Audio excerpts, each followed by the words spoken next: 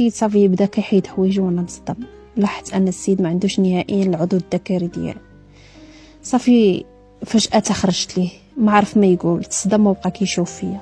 قلت لي محشوماش عليك، ضيعتي لي 3 سنين من حياتي وما بغيتيش تصارحني شنو عندك. صافي خرجت كنبكي وهو يتبعني، بقى كيبوس لي في رجليا، قال لي عافاك لا ما ستريني، راه وقع لي مشكل كبير ملي كنت صغير، ملي كانت عندي 19 سنه.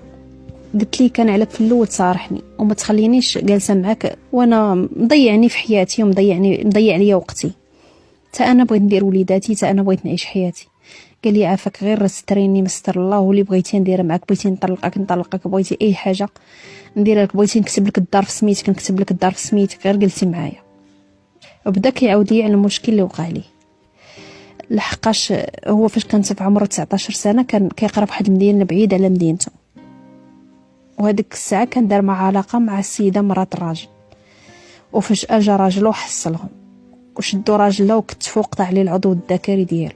قال لي ان هاد الخبر ما فراس حتى شي واحد، نعس في السبيطار لمده 15 يوم، ولكن غير خيط وصافي.